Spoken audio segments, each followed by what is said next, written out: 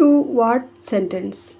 এখানে দেখো আমি এক পাতা ভর্তি করে লিখে রেখেছি তোমাদের সাথে শেয়ার করব বলে, ঠিক আছে?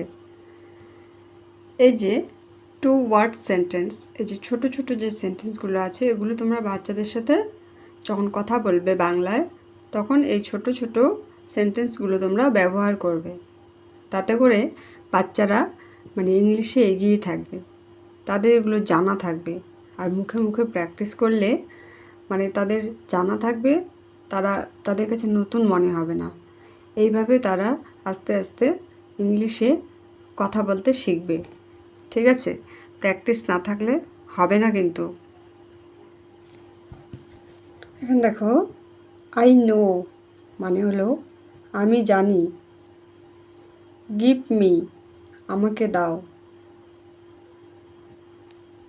বাচ্চার হাতে কোনো কিছু জিনিস আছে, তখন হয়তো তুমি বললে গিভ মি, মানে ও আস্তে আস্তে বুঝে যাবে গিভ মি কথার মানে হলো আমাকে দাও।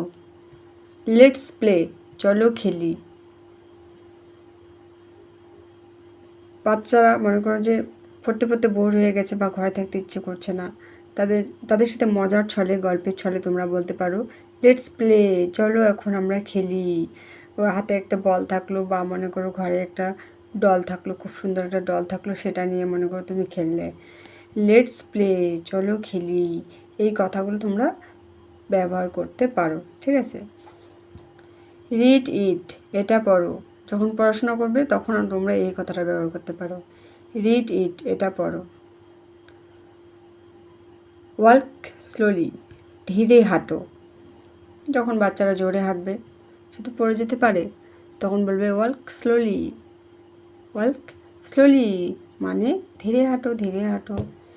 সিট ডাউন বসে পড়ো। স্ট্যান্ড আপ দাঁড়াও। ট্রাই অ্যাগেন পুনরায় চেষ্টা করো।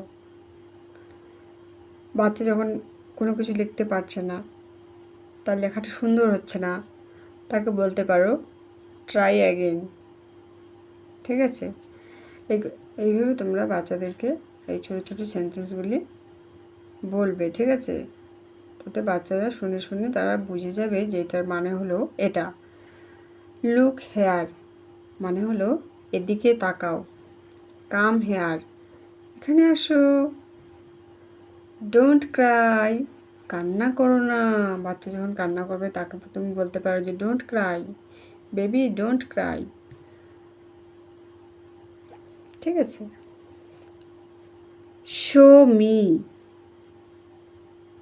মি আমাকে দেখাও।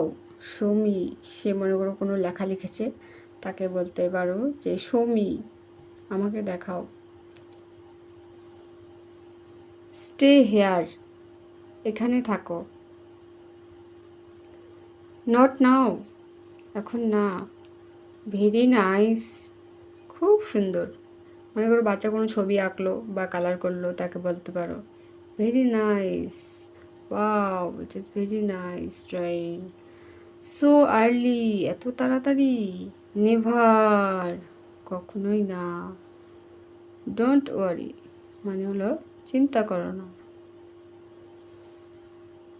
নট হেয়ার এখানে নয়। টেক ইট এটা নাও।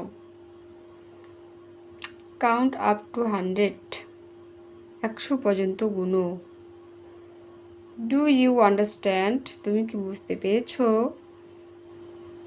আই ফরগট মানে আমি ভুলে গেছি।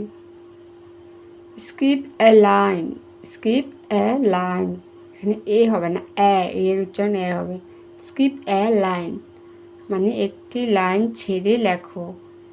একটি লাইন ছেড়ে ছেড়ে লেখো। বাচ্চারা মনে করো লিখছে, সে কোনো কিছু লিখছে, তাকে তোমরা তখন এই কথাটা তোমরা তার সাথে বলতে পারো স্কিপ এ লাইন মানে একটি লাইন ছেড়ে তারপরে লেখো। এই কথাগুলো না যখন বাচ্চারা কথা বলতে শিখছে, একটু একটু জ্ঞান হচ্ছে, যখন সে এবিসিডি শিখছে, মানে তখন থেকে তোমরা একটা দুটো করে এই কথাগুলো বাচ্চাদের সাথে বলা অভ্যেস করবে, ঠিক আছে? কারণ বাচ্চারা তো যেমন বাংলা ভাষা বুঝেই গেছে, তাই না? সেরকম এই যে মানে ছোট ছোট যে সেন্টেন্সগুলো তোমরা যখন ব্যবহার করবে, বাচ্চারা অটোমেটিক্যালি বুঝে যাবে যে ও এটা এরকম, এটা এরকম, এটার মানে এটা, মা যে আমাকে বললো এটা করতে বললো এটার মানে এটা, ওরা বুঝে যাবে। অনেকে আছে বাচ্চা আর একটু বড় হোক তখন না হয় শেখাবো, এখনও অনেক সময় আছে, ছোট বাচ্চা, ওদের চাপ দেওয়ার দরকার নাই। অনেকেই এরকম ধরনের কথাবার্তা বলে, তো এটা এরকম কোনো ব্যাপার না, ঠিক আছে? তোমরা বাচ্চাদের সাথে আজকের থেকেই অভ্যেস করে ফেলো, ছোটো ছোটো সেন্টেন্সগুলি বলা আজকের থেকেই অভ্যেস করে ফেলো। দেখবে তোমাদের নিজেদেরও ভালো লাগবে, আর বাচ্চারাও ইংলিশে এগিয়ে থাকবে।